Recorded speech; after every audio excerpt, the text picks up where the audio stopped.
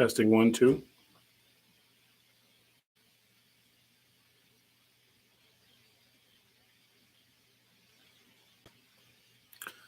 Testing 1, 2.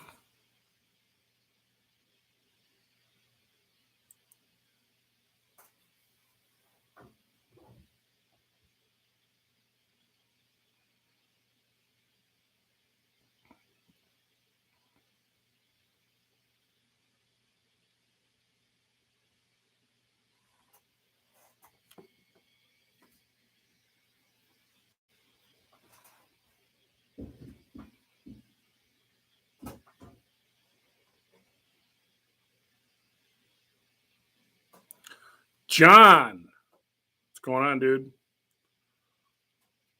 This is my first one. I'm just trying it so I can get ready for you. Could you hear me?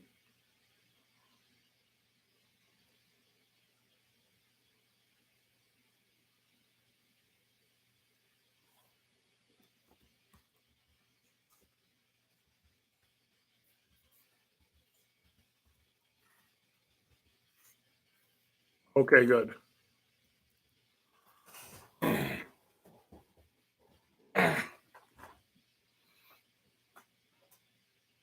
So it's rainy and shitty out here right now. It's supposed to snow. Is it good? Okay. Could you see my pigsty in the back? Valve body, separator plates. How long does it usually take to get some people in here?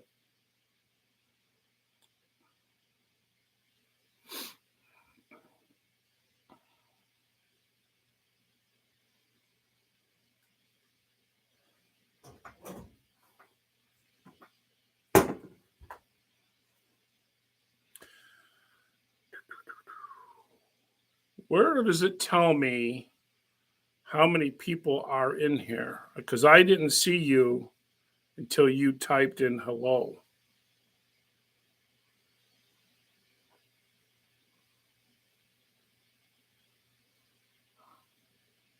Ah, I got it.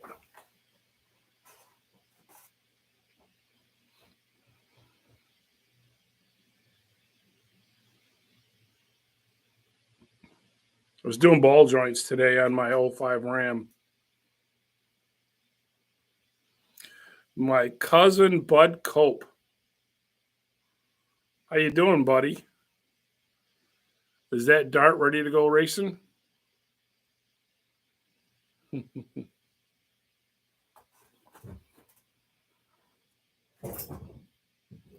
This is a question and answer. Upper left-hand screen. I don't see it. I see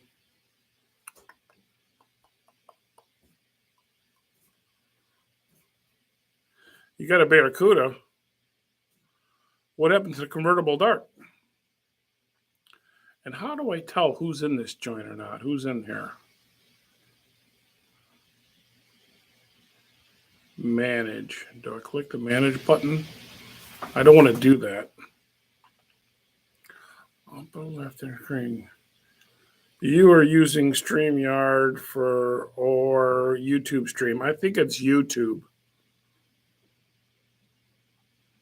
I just, instead of clicking upload video, I clicked go live just to try it out. Actually, John, I watched a good handful of your videos just to get a flavor of what you do with your guests.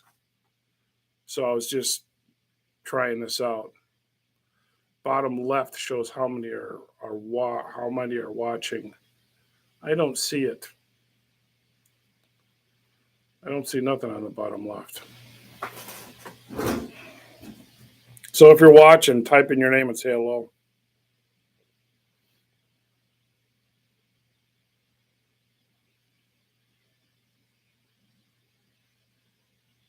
Well, yeah, I still want to be on your show. I told you I'd be on it. I have 5 watching. I don't see it, John. I honestly, I don't see it. I got the thing at full screen. Hello, everyone. John Cope from Cope Racing Transmissions. Do a Friday night question and answer. So if you got anything transmission related that you want to know from me, shoot it out there.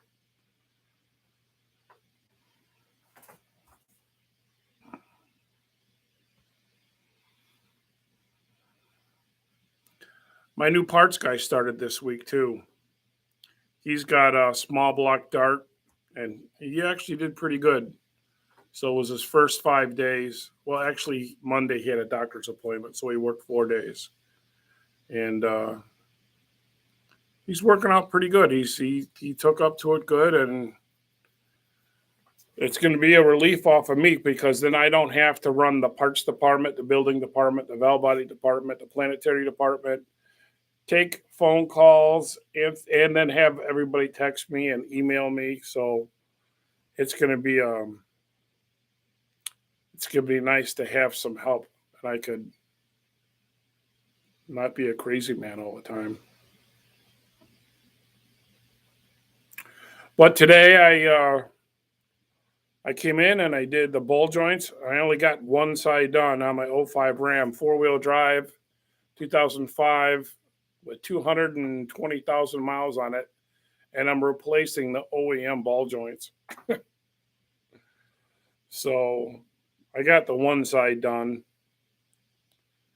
and I'm going to do the other side tomorrow, get it done, and so I can tow Mr. Haney to the racetrack. Is there a benefit from the reverse pattern versus forward pattern? That is an excellent, excellent question.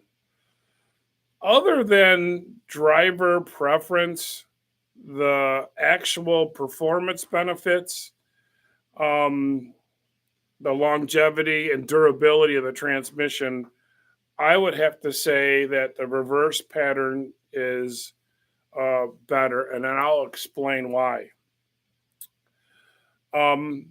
Everybody's forward manual, it doesn't matter who the manufacturer is, the forward manual is strictly it's an automatic shift valve body with a modification done so the governor pressure is like 100 psi. So you're tricking the valve body by making it thinking that the vehicle is moving 100 miles per hour. So that way, when you move the shifter from first to second, it shifts because the governor pressure is telling the valve body, hey, this car is going 100 miles an hour. And then when you shift it into second, so that's how you get it to manually shift, is by tricking the governor pressure by telling the valve body that it's very high. You still have all the check balls that have to move in each particular hole and seal. You still have all the shift valves that have to move, the 1-2 shift valve, the 2-3 shift valve. All that still has to work to achieve the shift. So really, in comparison to an automatic shift, there's no difference in performance other than you can actually move it in the first to second and second to third at any time. The benefits of a reverse pattern, there are no moving valves. The passages go from A to B. There's only one check ball, and the pressures could be brought up much higher in a reverse pattern than in a forward pattern. So for it still being simple, for it only having the oil coming from the manual valve in a reverse pattern, you don't have no shift valves, and your passages are hogged out in the valve body channel plate almost double than what it would be in a forward pattern.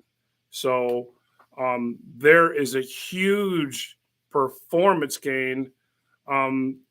Not so much that you may or may not feel it in the seat of your pants, because there's some forward manuals out there that shift pretty good, but it is so inferior to the reverse pattern that I actually don't do forward patterns. So that was a great question. I actually get it a lot.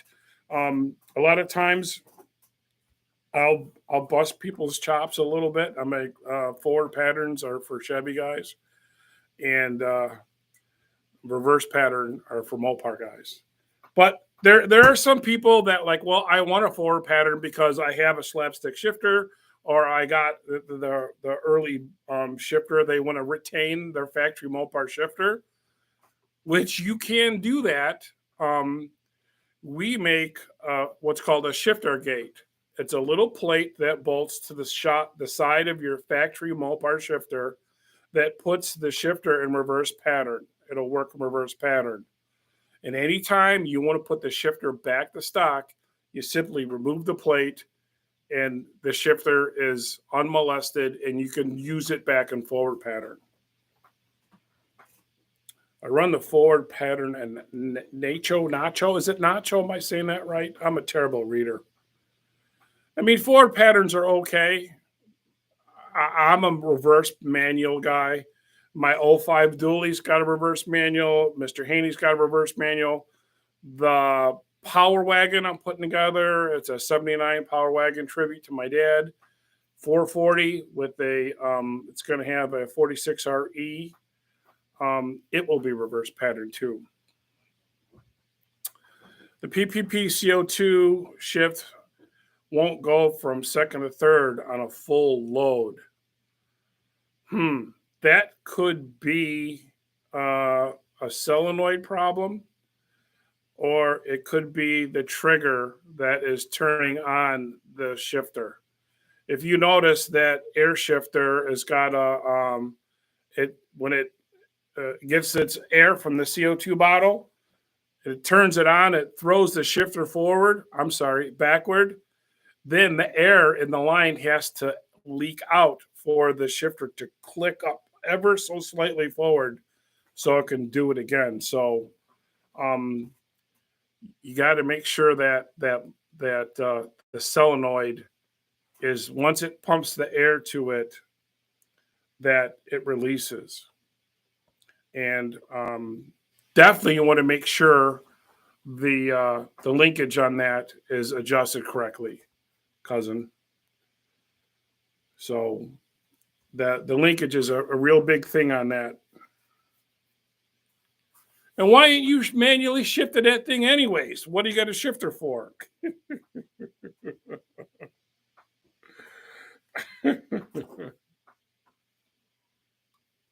I had an air shifter in my 63 Dodge when I raced it in a 10-0 race.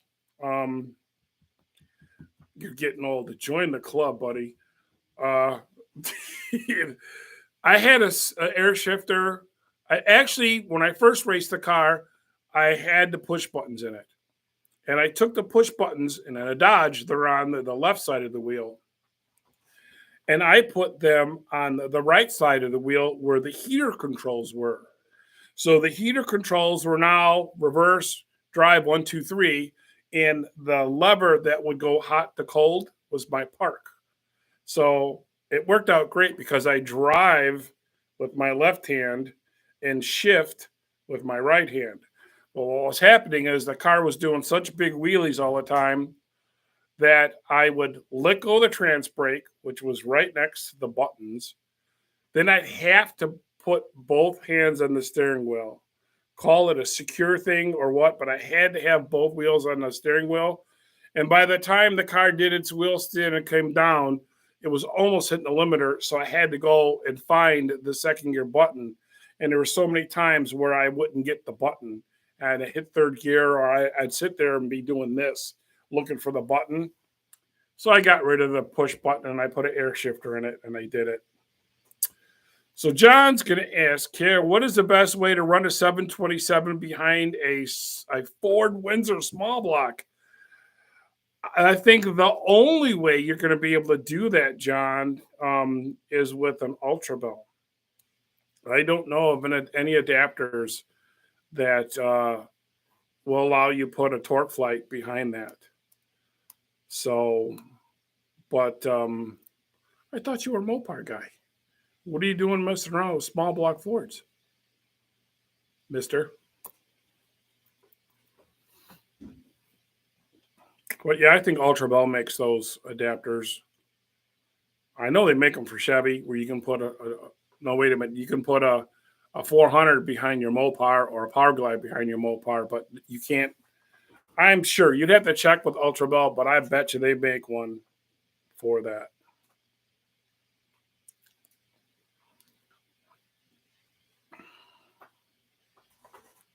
Any good kits for a 518, and what's a cheap way to bolt it to a 440? Uh, there is no cheap way, but there's two options. Of course, the Ultra Bell is one way. The other way is, and I got them in here, I keep in stock the JBX adapter plate. The adapter plate allows you to, and I got a video in my channel, two of them, I believe, on putting a 518 small block behind a big block or a Hemi. And which one do I like better, the Ultra Bell or the JBX? If you're at home and you don't have a lot of tools, it's way easier just to whack the bell housing off a transmission and bolt on the bell housing than it is to do the JBX one. It takes a little bit more skill and maybe a mill to do that. As far as the overhaul kits are concerned, I make a pretty good overhaul kit for the 518. It's a street or it's a high performance race version. Comes with all the clutches, steels, the paper rubber rings and seals. I also, Battery Productions, I have build it yourself kits. So since I stopped building transmissions, I had so many people like, well, what do I do now? What do I do now? So I came up with a build it yourself kit, and the kits are organized by horsepower. So they're listed under 46 RE. So you can get it for a 500, 600, 700, and then 8 to 1,000 horsepower. And if you go on our website at coatracingtrans.com, you will see under the build it yourself kits that it comes with everything. And it lists every single piece, the bushings, the washers, the bands, the deep pan, the billet filter extension, the billet servo, a 4-2 lever, heavy duty band strut, all the clutches, a spring kit for the front drum, and a stud kit for the oil pan. So check those out. They're pretty cool. Does a solenoid bleed off for the air shifter? It does. You will see there's like a little mesh screen that is in there. And if you get some lint or fur from your carpeting in there, that could do it. But the solenoid has to energize the shifter, then like pee off. And then when it does that, you'll see the shifter handle, when the air goes to it, it'll go like this. And then when it bleeds off, it goes. If it's not bleeding off, the air is still pulling back on the shifter handle. So you got to make sure that solenoid bleeds off. Our friend Andy Wood has a small block. Upgrading wants to put a C4 behind it. Turbo 400, 727 is better. I don't know. C4s are pretty good. He might be okay to go to a Ford. A Turbo 400. There's definitely a lot more parts out there for it. But me being a Mopar guy, I'd say, yeah, go for a Torque Flight. We are definitely running a valve body on our channel, 73 stroker. The Dart is great. Excellent, dude. Thank you. I really appreciate that. All right, John, it was good to see you. I'm looking forward to doing that show with you. Wow, Jed's in here. Look at that. Jed, I love watching your videos. He's at Scott's Speed Shop. If anybody else has not been there, he owns Jezebel, which is a charger. It's got some really cool old school stuff on it, which I don't know how old you are, Jed, but you look too young to be old school. I mean, with the valve covers and the older rims, it's like you look like you're in your low 40s. But who's the Jed guy? Jed is like the Uncle Jesse of YouTube. He's got that Southern charm and that real nice personality about him. He's 29. Wow. See, he's a puppy. He's a puppy. So yeah, Jed is the I always considered him the Uncle Jesse of YouTube. He is until he gets on Double Desk Garage or Dust Devil Garage, and you watch those videos, he transforms from Uncle Jesse to Andrew Dice Clay. Yeah, no, and I also like Jed. The memories you're making with your dad. That's totally badass. My pops died a few years ago, so watching you two out there in the garage, working on all the cars is totally cool.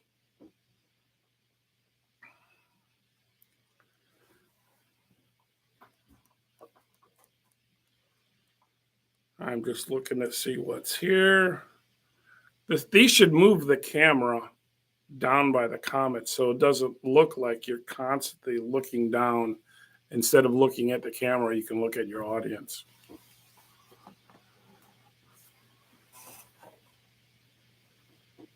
Well, hello, Nick. I'm glad you like the videos. I try to put a mix of what I do with my racing and Mr. Haney, along with some tech. That way people don't get bored of the same technical videos all the time. I actually was going to do one on the ball joints that I put in, but I decided, I did ball joints on my 05 Ram today. I only got the one side done. Yeah, I like your videos too, Jed. Or Uncle Jesse.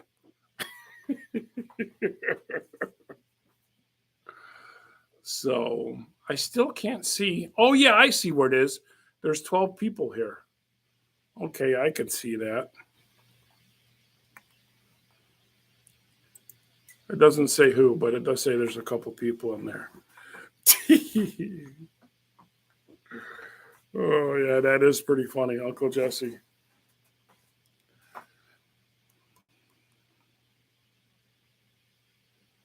Yeah, I try to get technical. I'm not one of those guys that hoards their information. I'll tell anybody anything. I don't care.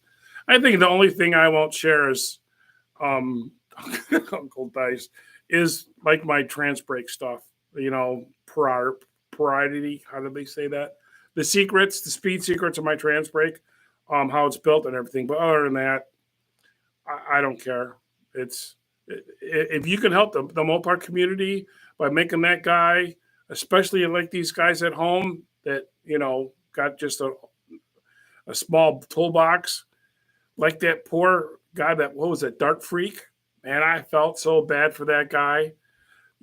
He tried 3 times to put that linkage seal in, and it kept on leaking and leaking. So I just made a video for that poor son of a bitch. I hope he fixed it. I hope he got it. All right, Jed, it was nice to talk to you. Thanks for stopping in and saying hello. The Dukes of Hazzard outro should play right now. You should get a white Ford truck. All right, there's 15 dudes in here.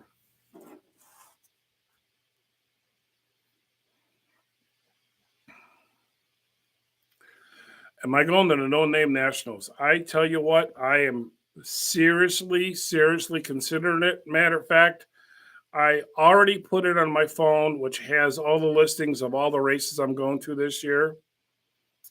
But I'm not committed 100% just for the simple fact I haven't taken Mr. Haney down the track and tested and tuned it this year. I don't know where it's going to be. I like to get some passes underneath my belt and feel good that the truck is rock solid, it's rock and rolling before I say, yeah, I'm going to this and that. But there's a very, very good chance I am going to go to the No Name Nationals. Yes. Am I going to do this every Friday? We'll see. Maybe every Friday. I'm just trying this out. This is my first one to see how it works out. And if everybody likes it, yeah, I'll do more. I don't care. Battery Production says I was going to try to do it yourself, transmission rebuild, the basic tools. Just wait for my 904 to fall in my lap. Oh, I thought it was going to wait for my 904 to fail. Because if you want it to fail, just go out there and neutral drop it. I'd love to see you there. Yeah, I know. I'm going to be there. You're making hot dogs and burgers. Man, now I cannot not go. But I'm from Chicago, right? And so when it comes to dogs and burgers and pizza, I'm kind of a connoisseur. So I hope you can make a good Chicago style hot dog.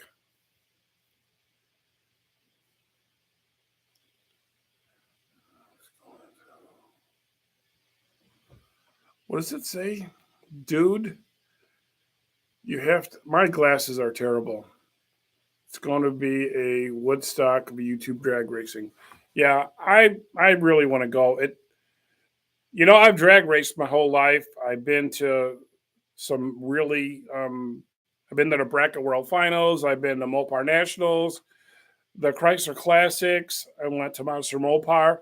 So when I saw at first the No Name Nationals, anytime you put the word national behind an event, it sounds huge. So when I was talking to John, I'm like, what's this, like the fifth or sixth or seventh one? He goes, no, it's the first. So it'd be like going on the ground floor. So yes, I really want to go. I don't have no one to go with. I was thinking about asking my friend Larry Jr. He has a small block CUDA. It's called Badfish Racing, and it's a wheel standing car. All he does is do exhibition wheel stands. I was going to ask him if he wanted to come down there so we can have one exhibition car and he would come underneath my banner, come with the CRT guys. It's just out of St. Louis on the Illinois side. Well, I've been to the racetrack in St. Louis by the Arch. What is that, Gateway? Many a times. So if it's just a little bit past Gateway, it should only take me, Gateway's 5 hours driving like a white man. So it should only take me maybe 5.5, maybe 6 to get there. And I would be there Thursday because I don't want to get up at 3 in the morning to drive down to St. Louis. The No Name Nationals is, where is it at? You just said where it's at. It's 2 hours south of Gateway. Oh, that sucks. So for me, it'd be a 7-hour drive.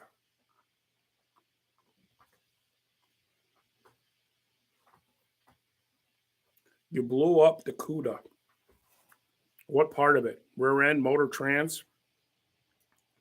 Thrashing to get it back together. I know what's wrong with it. You got a loose nut behind the wheel. Oh, I got to reposition myself.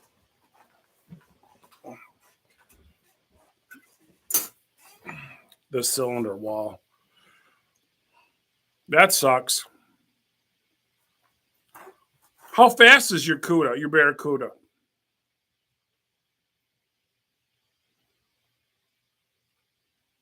I'm hoping to get Mr. Haney to run an 1150. last year I took it out at Mo Party, and I joined a class that was eighth mile because the quarter mile classes they wouldn't allow me to run a trans brake.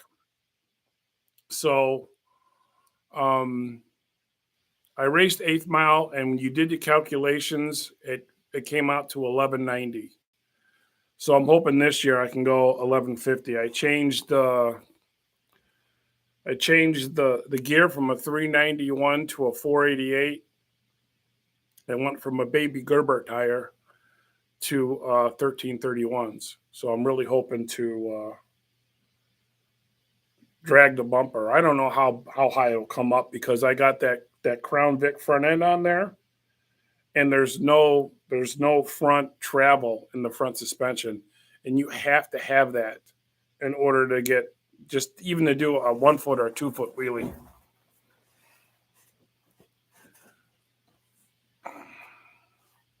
Oh, you're going to Mo Party too? That's badass. I went last year and had the time of my life. It probably was one of the best events that I've gone to, at least a Mopar event. It was great. It really was. And I went with, who was it that met me there? Larry Boyd went down there with his GTX. He runnered up in the King of Street class. That car has got my fastest 727 transmission in it. And I think in quarter mile times, was it 780s, I think. It runs in a quarter. And the eighth mile, is it 4? I'm so bad at eighth mile. 490, 4 something like that. I don't know. But it's pretty badass. It's pretty fast. So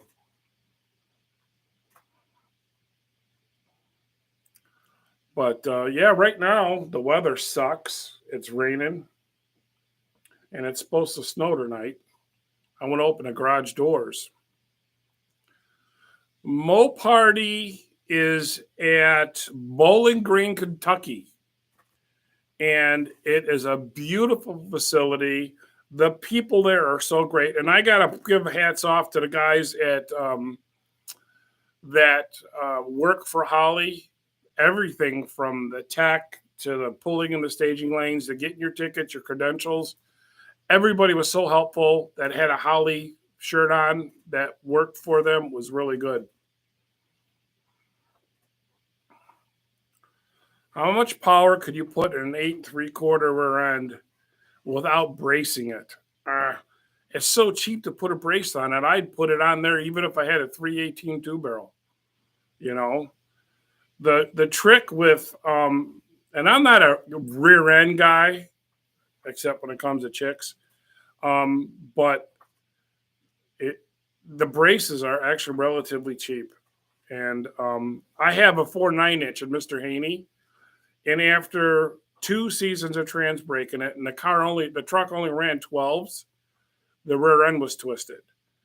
And so when I narrowed it, I had a brace put on from the bottom of it going to the top out to the axles.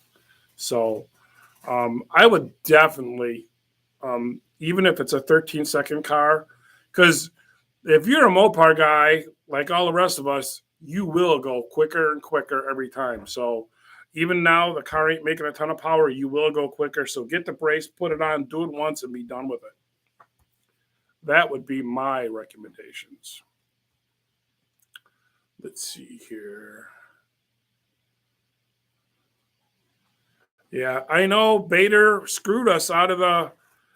I don't know if it was him or it was Josh King that stopped Monster Mopar Weekend, and I don't understand that. There was such a huge event. There were 400 cars in the pro class. You know, why would they stop that? I have no idea. I don't know why they did that. And that event's been at Norwalk for, I don't know what, 14, 15 years. It was a huge moneymaker. The place was packed every single year. I don't know why Norwalk stopped Monster Mopar Weekend. I agree with you. It was a bad call. All right, let's see here. How much power could you put in an 8 3/4? Oh, I already answered that one. What's the cost on a 727 or a 46 RE rebuild parts supplied? This is what you could do, Robert. Go to our website. I got something new for this year. It's called the Build It Yourself kits. I have them there for the 904, the 727, and the 46 RE. And they're all listed, except for the 904, in horsepower ratings. So if you want to do a 46 RE, I have a kit that's rated from 500 horsepower, another one for 6, another for 700, and then the last kit is for 8 to 1,000 horsepower with a complete list of everything that's included in that kit with the price. So if you want to know what the cost is, jump over to coperacingtrans.com, go to the right side, scroll down, click on Build It Yourself kits, and then pick out which transmission you want. If it's the 727, the 904, or the 46 RE. So, and that will help you. I'll give you the cost on that.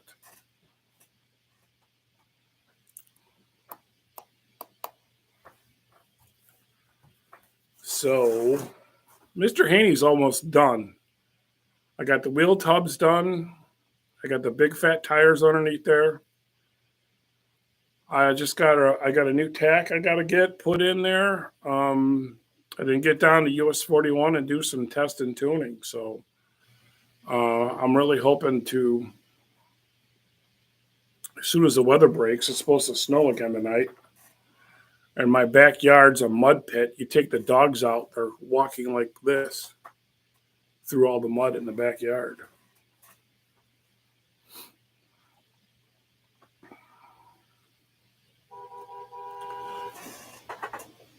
Someone's out there beeping the horn, and I don't know what the hell they want. Ain't driving a Mopar, so you don't know me. Keep on moving, dumbass.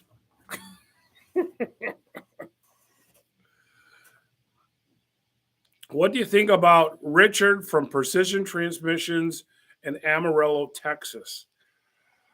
I don't know him. I don't know him. Moparty's a 3-day event.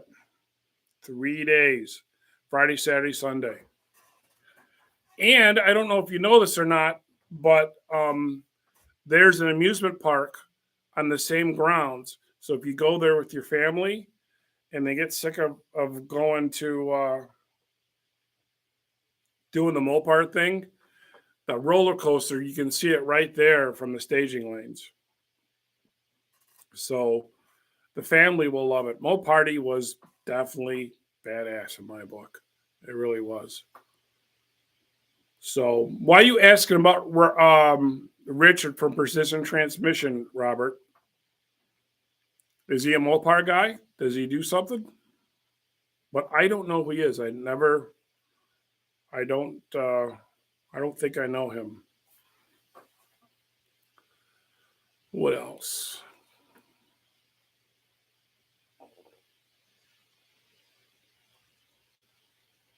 There we go. I think I found a web of my 1970 transmission. Tore another transmission down, and it has the thin web. I don't know what you're talking about on that. Both of the same height, both have the same clearance, and an older piston. Here's a question from Dan's Repairs. How do you determine how many springs to put in a direct drum? I have a 46RH with a Transco TF-HD-2 shift kit, and it's a 73 Barracuda with a 500 stroker. That is an excellent question, and I'll give you my answer. when you do those TF-2 kits, no matter if it's for 727-904 or 46RE or H, they give you that little orifice plug that you tap into the case. That stupid orifice plug is to keep the front clutch from coming on too quick. And if it does, it gives you band overlap going in a second to third. So when I do shift kits, I don't put the orifice restrictor in there. I run all 15 springs in the front drum, and I set the front drum clearance between 85 thousandths and 95 thousandths, and you get a really nice, clean, firm second to third gear shift. But if you already put the orifice restrictor in there, you're only going to need 12 springs. But it almost doesn't make no sense to drill out all the holes in your shift kit, then put that restrictor in there to restrict the increased holes you just drilled in the separator plate. So I don't do that. You can run a 3/8 or a 4/2 lever with 15 springs in the front drum, and that setup works great, which is also the same setup for my reverse manual. It's always 15 springs in the front drum. How's John doing tonight? Not bad. How about, that's Justin from Dr. Diff. Justin does the tune on Mr. Haney. Don't be mad, Justin. I didn't touch your valve body yet, but I'm going to get to it soon. Okay, let me see. I don't want to miss no one's questions. And it's good to see you, Justin. Bellevue Springs, did you video on recently? Yes, I did. Do you have a question about them? I have them in stock too. Richard for Precision seems to know his stuff. He must. I don't know. I don't know him. Hello, Scott. How's it going, dude? But yeah, if you got a local guy, then someone you can trust. All right, I'm looking for the comment above. Bellevue Spring, you did on a video recently. Did I miss something that Robert put up there? Watch this channel often. I'm scrolling. I don't see it. Could you retype the question if I missed it? Because you asked me to look at the comment above. But I don't see what comment. There's a ton of comments up there, and I'm a dumbass, so.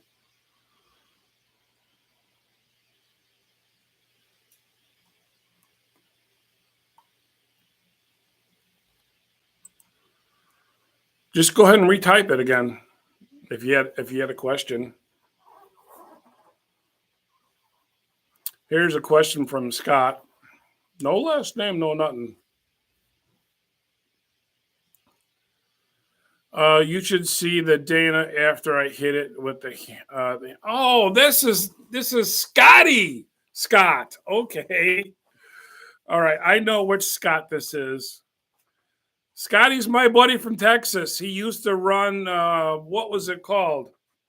Mopartech.net, I believe, back in the day. He knows a lot of people.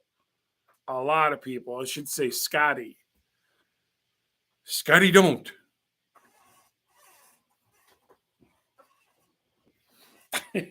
Scotty's good people. Scott drove all the way up from Texas to come here just to have pizza with me at Rilio's. Was that pizza killer or what, dude? No, he came up here to buy a transmission for his Duster. And he's got a badass car. It really does. We go back and forth all the time. And we tell each other how our car's coming along and whatnot. And it should be pretty fast, even with him driving it. It'll go faster with me driving it.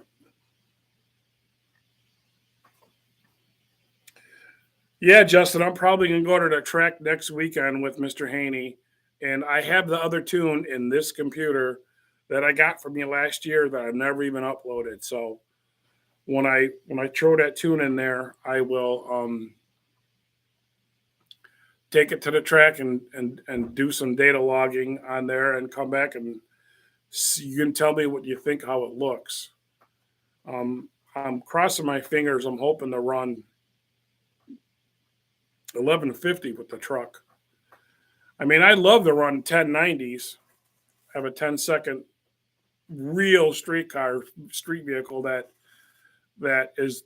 I take that truck to go get parts. I run for parts, get lunch. I even took the truck one time to take my boat to the lake, and we went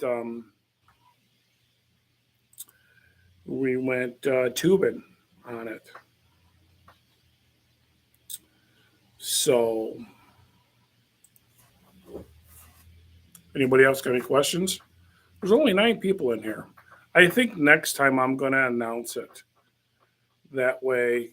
But actually, when there's a small amount of people in here, it's a little bit easier to read the comments because they're not flowing in here like crazy.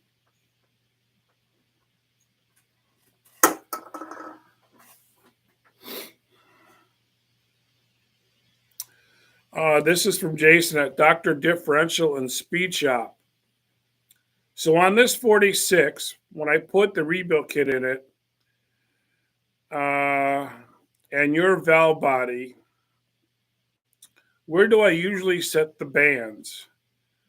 Do I set them snug, one turn? Do you prefer in 1.5?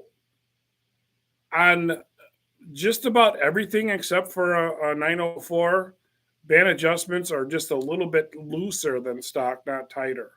So the front band and the rear band put at 72 inch-pounds, back off 2.25 turns. 2 turns is stock, but with this, 2.25 turns is plenty.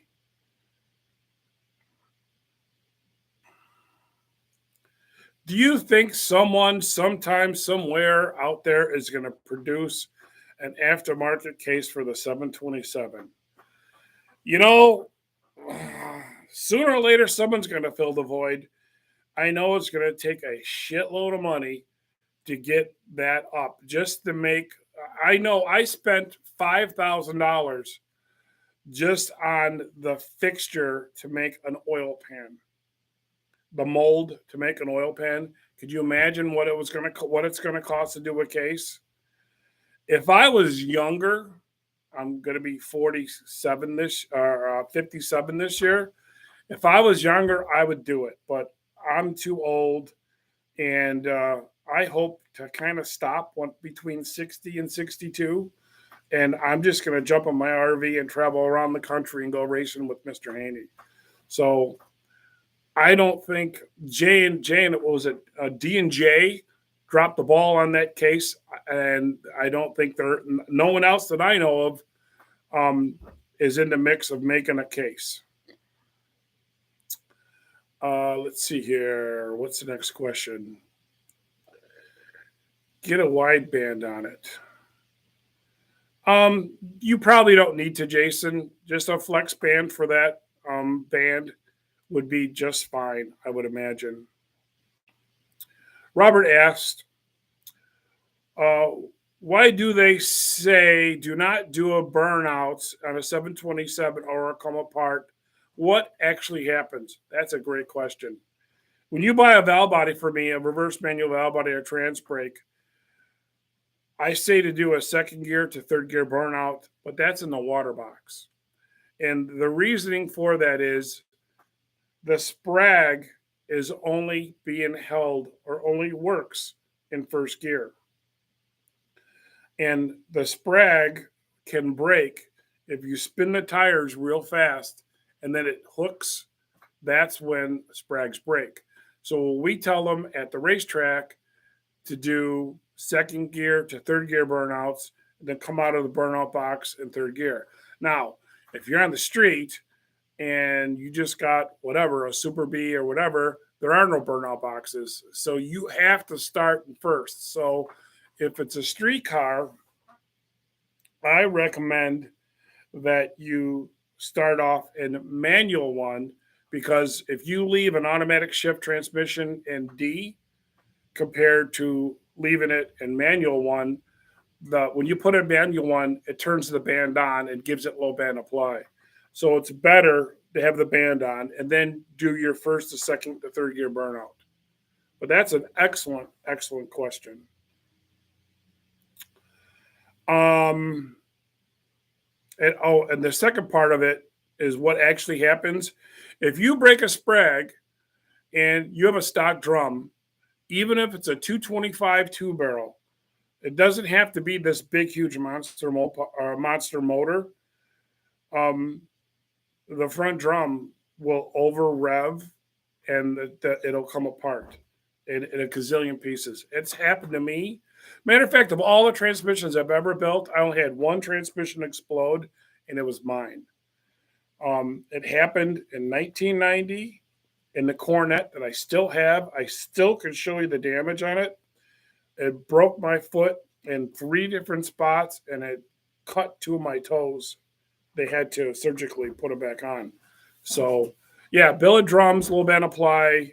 I'm a big believer in that.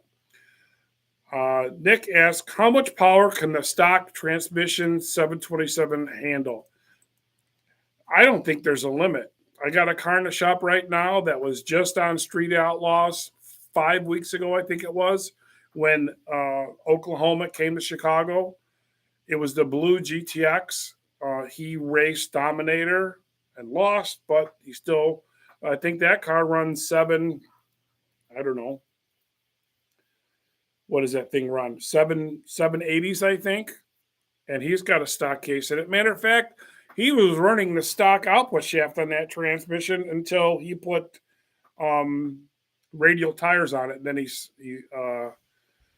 then he broke the stock output shaft. Next question.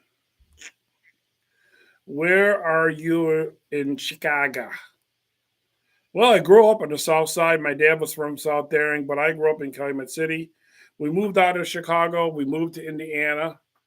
And so now my shop is in Lowell, Indiana, which is, if you're at Lake Michigan and you drive a half hour down I-65 is where we're at.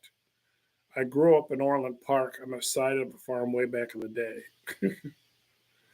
We used to go up to Orland and do some street racing back in the 80s. No need to get a wide band on Mr. Haney. I know what you're saying now, Justin.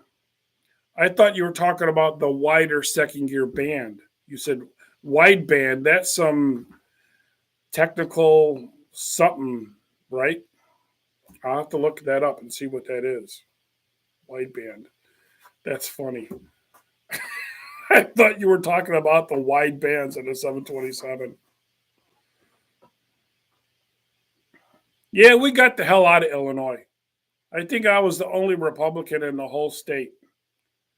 But now I moved to Indiana, and everybody's Republican. So I like that. I'm not going political. I'm just saying. God bless the USA. Go Trump. Biden sucks. I'm not going political. I'm just saying.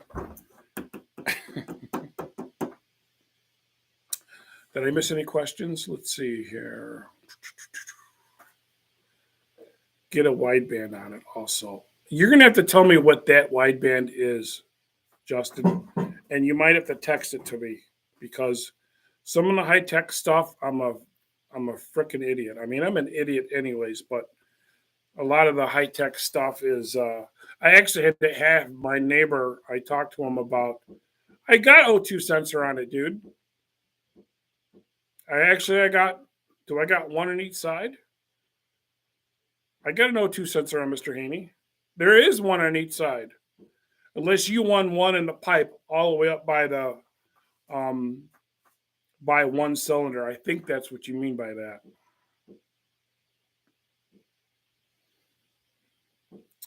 Hot Asphalt 777.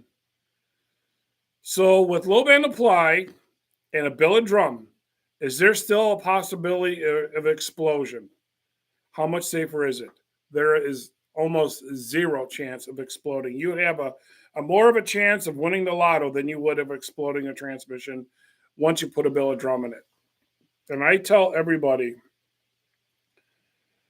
you should you should cover yourself in four different ways. You should definitely have either a bolt and sprag or my 16 element drag sprag. Your valve body should have low bend apply. The transmission should have a billet front drum, and you have to have some kind of safety device, if it be a blanket or a shield. You do those four things, um, you have a you have almost a zero chance of the transmission exploding. Now, a sun shell could still, not a sun shell, a planetary can still pop, but that's more of a burp. That would be like breaking a rocker arm compared to blowing the crank out. So, those four things: sprag, low band apply, um, a steel drum, a billet steel drum, and some kind of a safety shield or or a blanket. And actually, if you don't have a billet steel drum, a blanket will give you the best protection because I've seen those carbon fiber shields. I've seen transmissions go in pictures, on the internet, go right through the floor, through the transmission case, through the floor, through the shield, and out the door. We've all seen that orange CUDA with that big hole in the side of the door. All right, Justin, dude, I'll get your valve body done. I promise. I was a little busy this week, and I'll let you. I'll keep you up to speed on that. What's up, Mopar 71? Wow, there's 17 people in here. How thick of a Bellevue spring in my 1970 727? I don't know what the thickness is. I've never measured one. 60 thousandths plus clearance. The Bellevue spring, they're not thinner or thicker. They're the webbing is thicker. It's not the diameter of it. But the important thing is the clearance between the Bellevue spring and the piston. If you got 60 thousandths, that is way too loose. You want it about 15 to 0 thousandths on there. Also, blow them all apart. Check what piston you have. Chrysler made two different pistons. The one that starts with the part number 212 is shallower. The one that starts with the part number 374 is taller. Sometimes you can just swap the pistons and you can take up that clearance between the Bellevue spring and the piston. If you don't, I make pistons that are 850 thousandths thick that take up that slack. I also have these billet looking Bellevue springs that I get from a diesel company that I keep in stock too. The heights are the same. Zero Fox Given. Let's see. How difficult is to rebuild a 727? And are the bands, how difficult is it? Actually, a 727 is probably one of the easiest transmissions out there to build. Get the book from Carl Monroe. It's called the 727 Handbook. You will learn a ton. I would read the book cover to cover before you do a build. Let me get to the second part of your question. The bands are welded together and pulled it forward. Wants to pull in park. Are you saying it goes forward all the time? That sounds like a Bellevue spring problem. Both the trans had the short pistons. Okay. Well, if you get the taller piston, that will help. And if you don't have one, I got good used ones here that are like $20, or you can buy the billet one for $90. Scotty, should I switch to a blanket if I already have the shield? No, because you have a billet drum in your transmission and it's not going to blow up. So don't waste the money on getting a blanket. Not only that, even though a blanket does protect better than a shield, they're a pain in the ass with the cooling lines and the shift linkage. So this is what I do when I have no other alternative to run a blanket if I can't get a shield, which, as we all know, the CSR shields have been on national back order for like 2 years now. What I do with blankets, instead of wrapping the whole transmission and buckling on the bottom, I take the blanket and I open it up and I put it over the transmission. Then I tie one end to one torsion bar and the other end to the other torsion bar. So the blanket comes on the floor, goes up in the tunnel, comes down along the floor, and it protects the driver. So if the transmission ever exploded, everything is going to fly down to the ground, which who cares? You just want to make sure that you don't get hurt in the vehicle.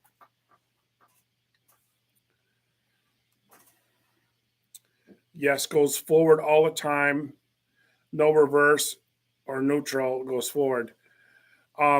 Zero Fox, if your transmission is going forward in neutral and when you put it in reverse, it locks up like the trans brake's on. It sounds to me like the Bellevue spring turned backwards. The piston came out of the bore, the lip seals came out, and your forward clutches are mechanically applied by having the piston on all the time. And the piston can't go back in the bore because the lip seals popped out. You got to pull the transmission out to fix that. And if you have, you'll see the problem. You'll see it right away. You'll see that the you won't be able to turn the clutches in the drum. And then once the Bellevue spring has been forced to go the opposite direction that it normally works, it's no good. So make sure you throw it right in the garbage right away. Don't hang it up on the wall because you might one day go back up there. I'm like, oh, look it, there's a Bellevue spring. I can reuse this. Make sure you throw it away because it will pop back into its own form the way it was. You don't want to reuse that again. So, John, does your 5-pinion planetary fit into the 62-63 push button shaft? Yes, it does. If you order it, which most everybody does, it'll fit any 727 from 1962 to 1975.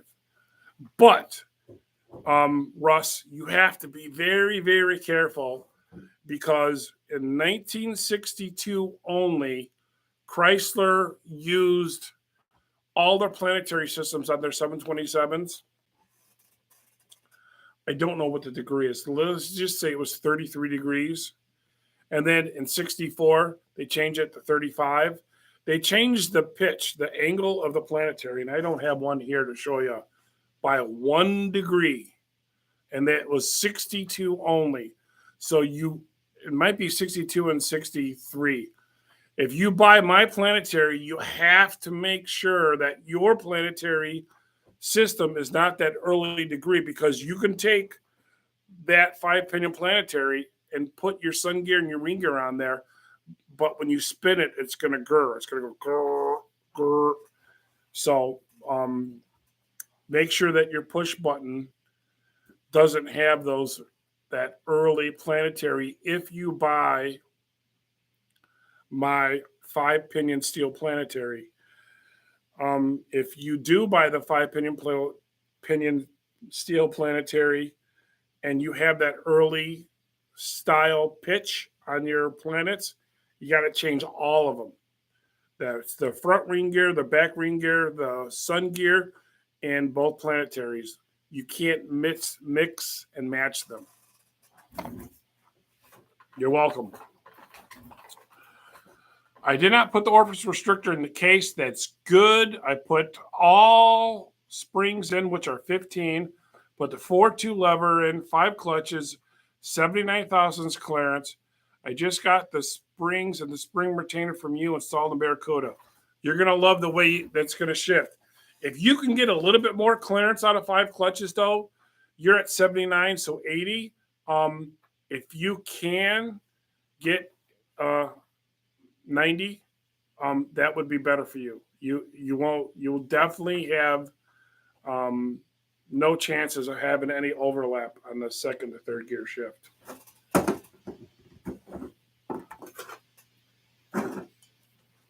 You guys ever tried these bread and butter pickles? Pretty damn good. I'm going to have one real quick. Is it rude to eat online? I don't know.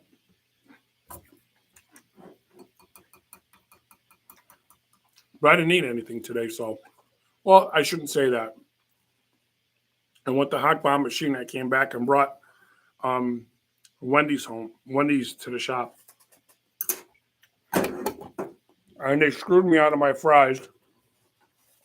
And they didn't put the lid on my Frosty, and it spilled on my seat. So when I got back from lunch, I was pretty hot.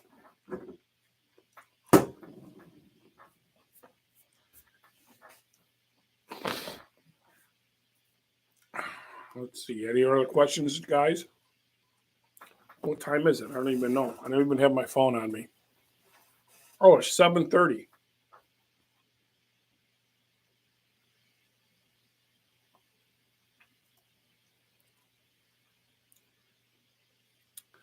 So there's 13 dudes in here. There's 13 Mopar guys. And I'm going to give you 5 more minutes to answer questions. I don't know how long I've been on here. It says 1 hour and 6 minutes. That's not bad. Russ has got a question, I think. Is it possible to make a lockup torque converter on my PB trans? What's a PB? Push button. Yeah, it is. You can put a lockup converter in there. I don't know if you want that automatic shift though. I don't know if a automatic shift valve body with lockup fits in a push button. I've never tried it. But I know if you use my reverse manual lockup valve body, you could definitely switch that to a lockup. So yes, the answer is yes. But I just don't know if you can use an automatic shift valve body. I've never tried to see if it fit. Your show, do what you want. Oh yeah, the pickles. So it's 7:36 in the p.m. in Chicago time. And I am hoping Mama's got something good to eat tonight for dinner. I'm really looking forward to it. And so I'm going to give you guys 7:37. I'll give you guys 5 more minutes. You got any questions or whatever? I'm probably going to do this bi-weekly. I think every other week. And if there's a high demand for it, I might do it once a week if you guys like it. And I can connect with you and ask your questions. Anything I should do with the spare 904 valve body before it goes in a 727 that I took out to the duster? No. Put a filter on it, Scotty, and clean it off with a little brake clean on the outside, because you know the top of the valve bodies get a little something. Put a filter on that baby and let it rip. Question again from lockup converter for a 727 on the street. Really dependable for hot street cars daily driver.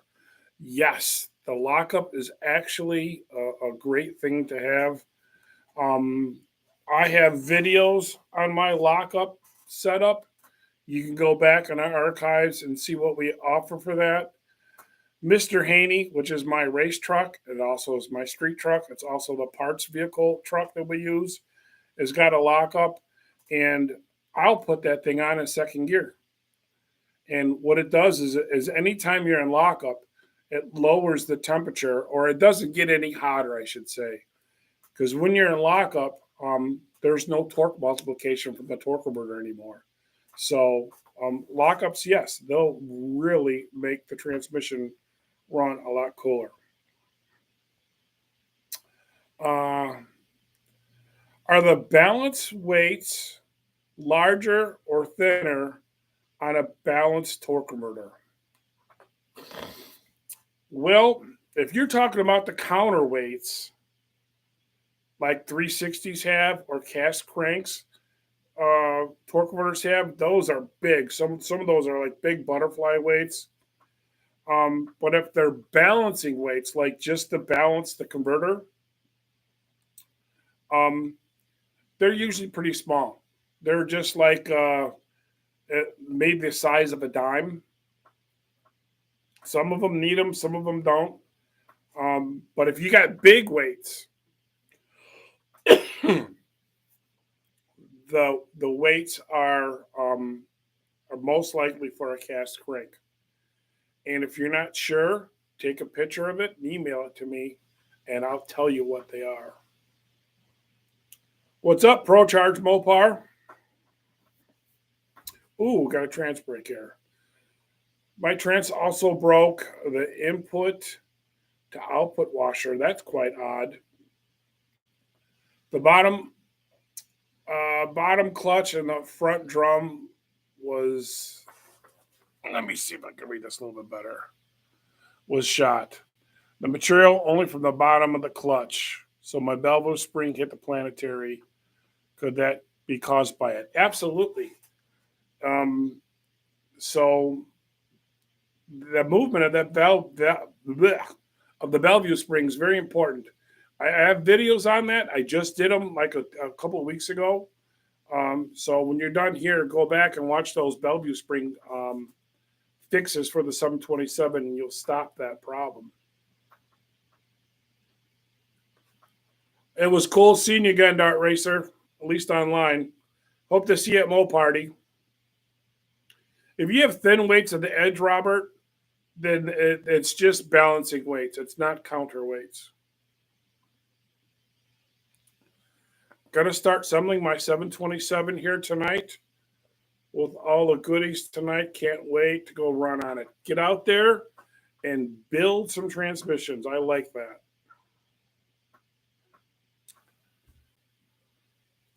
Mobar Casey says, I got a B&M reverse manual valve body in my Duster. It's probably 20 years old. Do you know if it has low band apply? I would bet you pizza that it doesn't. But this is how you can tell in any vehicle, any Mopar that you got by driving it. If you want to tell if your valve body does or doesn't have low band apply, this is how you do it. Put the car in first gear and leave it in first gear. And go for a little small drive. You only have to drive about 30 or 40 feet. Bring the RPMs up to like 3,000 RPMs and let off the gas. If the car gears down, has engine braking, and it goes, oh, and slows down, it has low band apply. If you go 30 miles an hour and let off the throttle, and your tachometer just goes to idle, and the car cruises like it's a neutral, then the valve body does not have low band apply. So that's how you can tell. Any transmission, any valve body, it doesn't matter. That's how you tell. You're very welcome. All right. You're very welcome. Nice live show. All right. 2 minutes. And I'm going to go home and get some dinner, guys. So this actually turned out pretty good. We've been on here for an hour and 15 minutes. Thanks all you guys for coming and checking this out. I'll definitely let you know ahead of time on the next one. And I'll let you guys know that like a 24-hour notice, we'll do the next live one. It'll probably be on Fridays too, unless it's nice out and unless I'm going racing. All right. Mopar 71 question. It's the last one of the night. What's for dinner? I don't know.